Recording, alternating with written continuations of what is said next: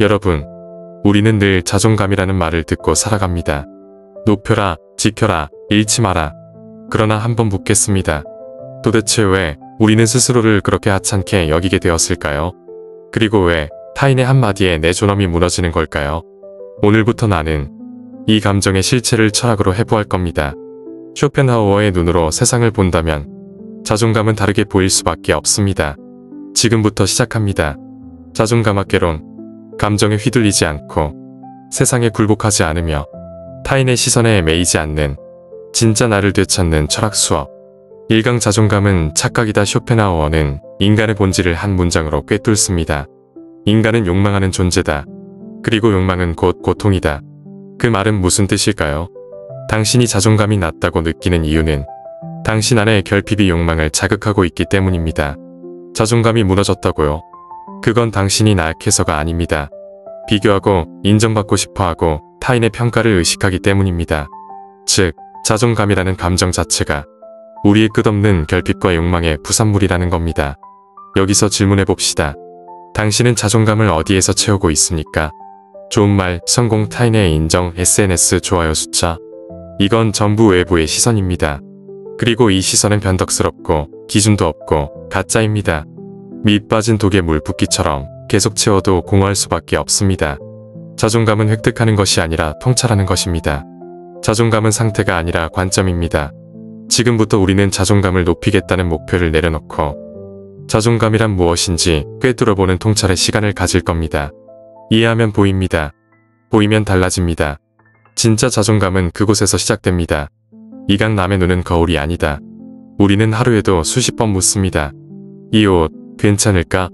내 말 실수 아니었을까? 저 사람이 날 어떻게 생각할까? 그러나 당신이 들여다보는 그 남의 눈은 거울이 아닙니다. 렌즈입니다. 그것도 흐리고 왜곡된 렌즈. 쇼펜하우어는 말했습니다. 타인은 이기적이고 언제나 자신에게 유리한 방식으로 세상을 해석한다. 그 말은 곧 남이 보는 나는 사실이 아니라 그들의 관심, 편견, 이기심, 콤플렉스가 뒤섞인 왜곡된 투영이라는 뜻입니다. 하지만 자존감이 낮은 사람은 이 왜곡된 시선을 진실로 착각합니다. 그래서 무너집니다. 자신을 진정으로 존중하고 싶다면 첫 번째로 해야 할 일은 타인의 시선을 신격화하지 않는 것입니다. 그 시선은 당신을 비추는 진실이 아니라 그저 하나의 의견일 뿐입니다. 거울은 자기 얼굴을 똑바로 보여주지만 남의 눈은 그렇지 않습니다. 자존감의 회복은 남의 눈에서 빠져나오는 순간부터 시작됩니다. 3강 불행은 기분 갑시다. 왜 나는 자꾸 불행할까? 왜 이렇게 무기력하고 자존감이 떨어질까? 이 질문이 반복된다면 오늘 이 강의를 깊이 새겨야 합니다. 쇼펜하우어는 단호하게 말합니다. 삶은 본질적으로 고통이다. 그는 우리를 위로하지 않습니다. 현실을 정직하게 직면하게 만듭니다. 행복은 예외입니다. 잠깐 스쳐가는 상태일 뿐입니다. 우리의 일상은 결핍, 불안, 실망, 질투 같은 감정으로 가득 차 있습니다. 그렇다면 중요한 건 불행하지 않기가 아니라 그 불행 속에서 중심을 잃지 않는 법을 배우는 것입니다. 지금 자존감이 무너졌다고 느끼는 당신, 그건 이상한 게 아닙니다. 원래 그런 것입니다.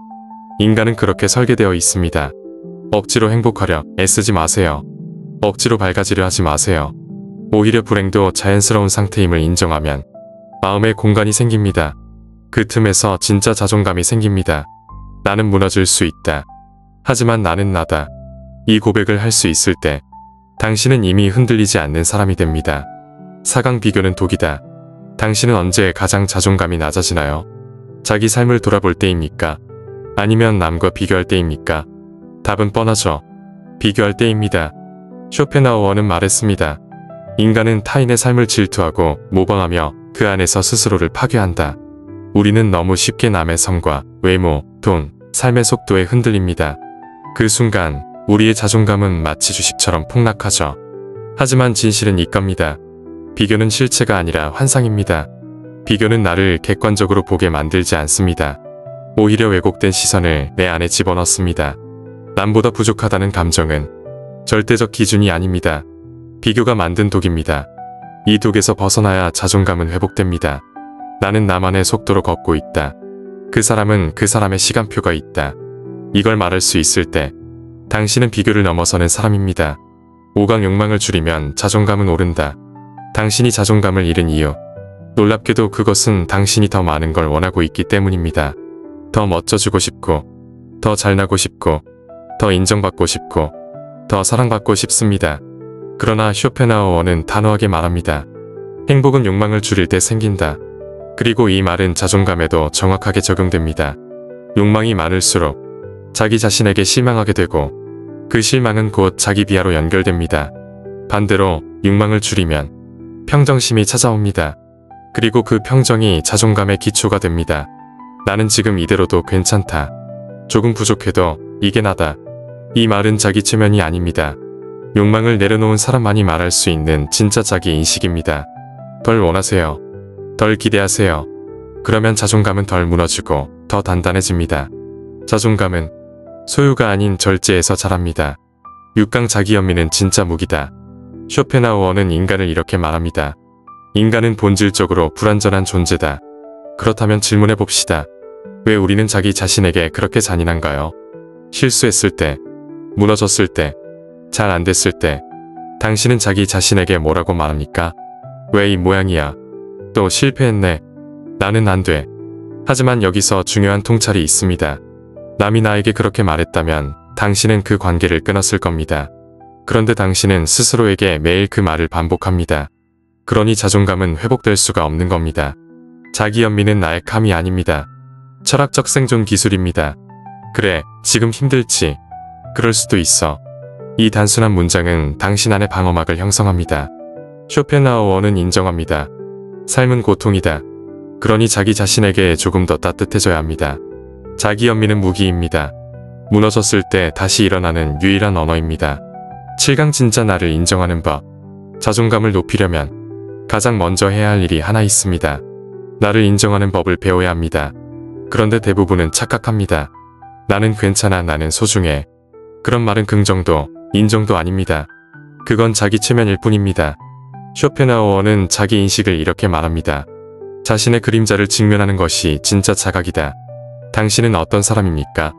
지금 순간을 피하고 싶고, 실패를 무서워하고, 때로는 질투하고, 때로는 위선적이고, 때로는 무력한 사람일 수 있습니다. 그걸 인정하는 게 시작입니다. 그걸 회피하면 자존감은 가짜가 됩니다. 거짓 기반 위에 세운 자존감은 반드시 무너집니다.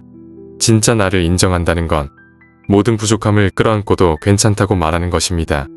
나는 완벽하지 않다. 그래도 나는 나다.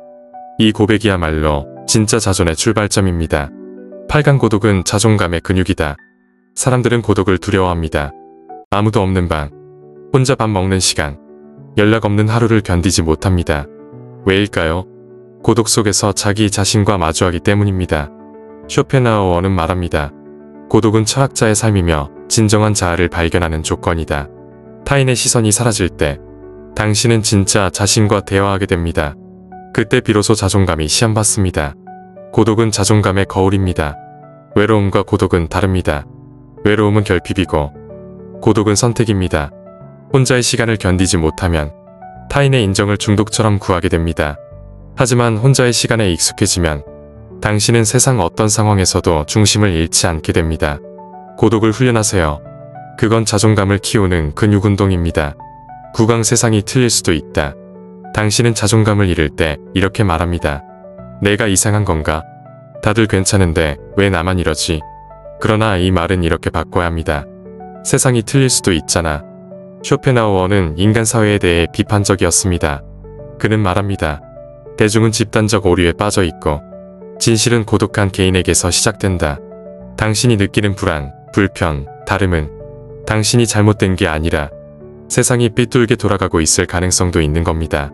모두가 괜찮다고 해도 당신이 힘들다면 그건 느낌이 아닙니다. 신호입니다. 대세가 그렇다고 해서 그게 정답은 아닙니다. 내 감정, 내 기준, 내 판단, 이걸 지킬 수 있어야 자존감은 바닥까지 무너지지 않습니다. 세상은 언제나 정답이 아닙니다. 당신 안에만 정답이 있을 수 있습니다. 10강 자존감은 철학이다.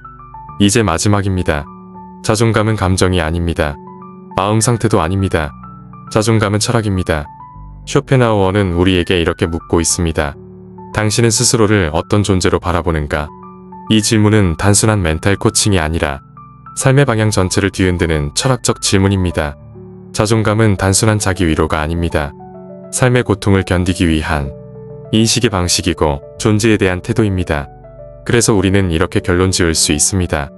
자존감은 타인의 시선이 아니라 나의 통찰에서 온다.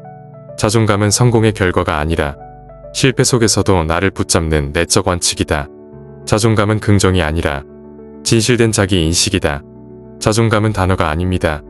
삶의 태도입니다. 그 태도가 결국 당신을 만든다는 것. 이 철학을 오늘부터 꿰뚫고 가시길 바랍니다. 지금까지 자존감학 개론을 함께 해주셔서 감사합니다. 이 강의는 자존감을 높이기 위한 심리 코칭이 아닙니다. 삶과 나 자신을 관통하는 철학적 성찰의 시간이었습니다. 쇼펜하우어는 말했습니다. 삶은 고통이지만 고통을 꿰뚫어 본 자는 더는 흔들리지 않는다. 당신이 흔들릴 때마다 이 철학을 다시 꺼내 읽으시길 바랍니다. 자존감은 지키는 것이 아니라 이해하는 것입니다.